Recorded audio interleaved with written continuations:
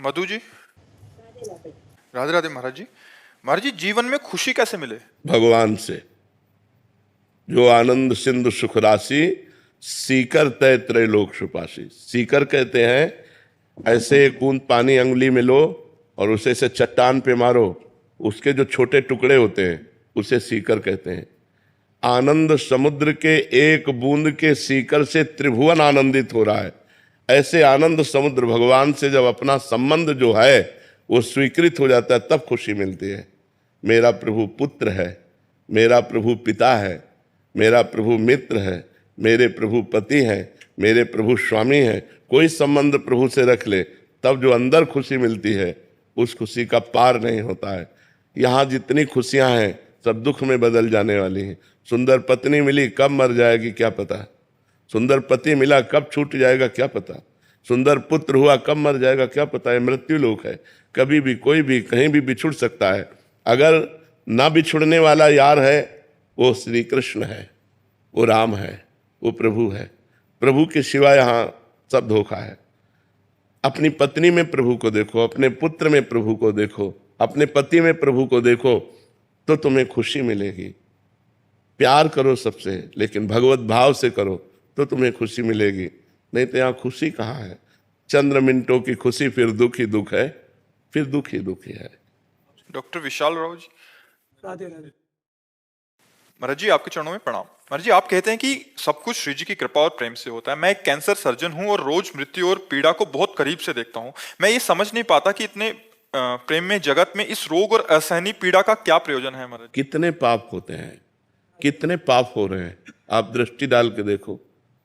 पति पत्नी को मारे दे रहा है, पत्नी पति को मारे दे रही, चार चार से व्यभिचार कर रहा है पति, चार चार से व्यभिचार कर रही पत्नी, भ्रूण हत्या, गर्भ हत्या, ये सब क्या है। इनका परिणाम आएगा तो भोगना नहीं पड़ेगा।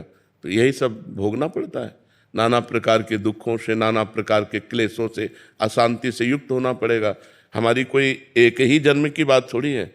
हम अनेकों जन्मों के हिसाब से मनुष्य बने, अनेकों जन्मों का पाप हमारे साथ जुड़ा हुआ है। तो हमको इस जन्म में सुधार कर लेना चाहिए, लेकिन इस जन्म में आकर भी हम भूल जाते हैं। हम जैसे भूमि परत भा ढाबर पानी, तिम जी वही माया लपटानी, फिर वो वही प्रमाद से वही गलतियां करना शुरू कर दिया। अब पीछे का जो पाप का फल आया वो तो भोग ही रहे। अभी जो हमारी नई कमाई है ये हमें और भोगने को तत्पर कर देगी। कितने कष्ट है।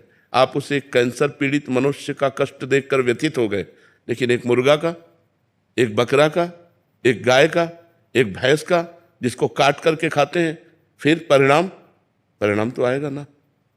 तो हम उनके कर्मों को देखें, क्योंकि जब समझने का टाइम था तब तो समझा नहीं। अब समझने का टाइम नहीं, अब भोगने का है तो भोगो। तो ये भोगना पड़ेगा। डॉक्टर को चाहिए कि मरीज को भगवान का स्वरूप समझकर जितना प्रयत्न कर सकता है दुख निवृत्ति के लिए, औषधि के द्वारा, अपने विचारों के द्वारा, अपनी वाणी के द्वारा उसको ढांढस बनाए, उसकी दुख निवृत्ति का उपाय करे। जीव अविनाशी है, शरीर विनाशी है, उसने विनाशी कृत्यों में पाप किया है, इसलिए उसे भोगना पड़ेगा। पर हम उसे छोड़े नहीं। वाणी के द्वारा ढांढस बनाएं, औषधियों के द्वारा दुख निवृत्ति करें, और जो हमें विज्ञान के द्वारा ज्ञान प्राप्त हुआ है हम प्रयोग करके उसकी दुख निवृत्ति का उपाय करते हैं। पर उतना ही कर सकते हो जितना करना है, आगे को तो भोगना ही पड़ेगा उसे। तो इसलिए पाप का अवश्य फल भोग, अवश्य में भोक्तव्यम कृतम कर्म शुभाशुभम, शुभ और अशुभ कर्म का फल भोग। कैसे कैसे लोग पाप करते हैं, आप देखो ना, कैसे कैसे पाप करते हैं। उनका परिणाम जब आएगा, उनका परिणाम आएगा तो भोगना पड़ेगा ना। लाखों दिलों को दुख पहुंचाते हैं, हजारों जीवों को खा जाते हैं। इनका परिणाम जब आएगा तो भोगना नहीं पड़ेगा, भोगना पड़ेगा। कर्म का फल भोगना पड़ता है।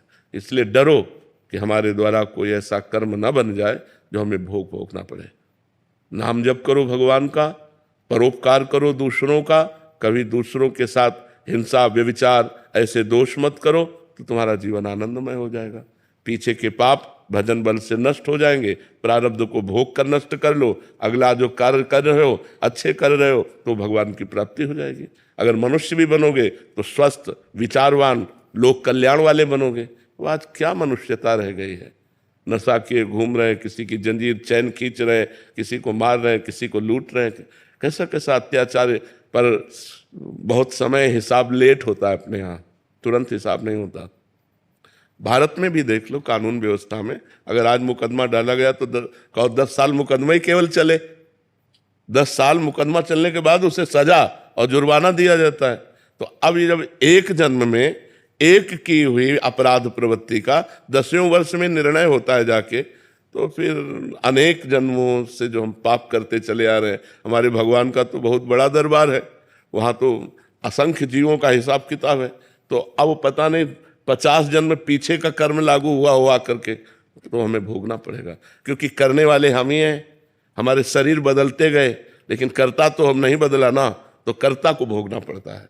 इसलिए धैर्य रखो आप और डॉक्टरी के द्वारा दूसरों की दुख निवृत्ति का उपाय करते रहो। बकाया जो जैसे कर्म करता है उसे वैसा भोगना पड़ता है। अंकुश त्यागी जी, महाराज जी आप कह रहे हैं कि आप भी एक डॉक्टर हैं। महाराज जी, जब मरीज ठीक हो जाते हैं या तो हमें भगवान का दर्जा देते हैं, हमारे मना करने पर भी वो कहते हैं कि इसमें मतलब आपकी कृपा हुई, आप भगवान के रूप में आए। तो महाराज जी ऐसे में हम मना तो करते हैं कि ये तो हमारा काम था, पर कोई पाप के भागीदार तो नहीं बन रहे। नहीं, आप उसके थोड़ा हटकर सोचिए कि जब आप हर उपाय करते हैं और मरीज असफलता को प्राप्त होता है, जो आपको अपनी सफलता प्राप्त करनी चाहिए वो वहाँ नहीं दिखाई देती, तब आप कहाँ हैं? तब आप कहाँ हैं? विचार करके देखिए ना कि हर जगह सफल ही तो नहीं हो जाते। मान लो आप अभी सफलता ही प्राप्त करें, लेकिन 10 जगह ऐसी है जहाँ हम असफल हो गए हैं। अपना पूरा विज्ञान प्रयोग कर दिया, अपना पूरा प्रयास कर लिया, लेकिन हम असफल हुए। वहाँ विधान लागू है, उसका भोग, उस जीव का पाप कर्म, और उसको भोगना पड़ा।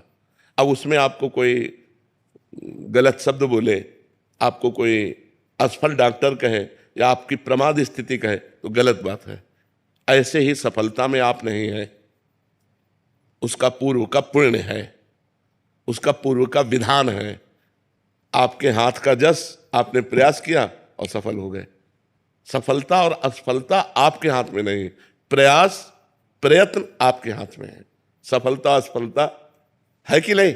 आप विचार करके देखिए कि बहुत ग्रेजुएट डॉक्टर के द्वारा भी केस फेल हो जाता है कि हाथ में नहीं रहा और वो निकल गया। अब लाख प्रयास किया, निकल गया। इसका मतलब है कि एक डॉक्टर अपना प्रयास कर सकता है, परिणाम नहीं। परिणाम परमात्मा देता है, प्रयास हमारा, और सफलता और असफलता ये भगवान के ऊपर। तो जब आपको सफलता मिले और आपको कोई कहे धन्यवाद, तो वो धन्यवाद आप भगवान को दीजिए कि प्रभु इसमें मैं तो निमित्त मात्र हूँ, धन्यवाद तो आपका है कि आपने इस जीव को सहयोग करके सफल कर दिया, रोग निवृत्त कर दिया। ऐसी भावना करोगे तो आपकी उन्नति होती चली जाएगी, आपको अहंकार नहीं आएगा और आप सफल डॉक्टर हो जाएंगे।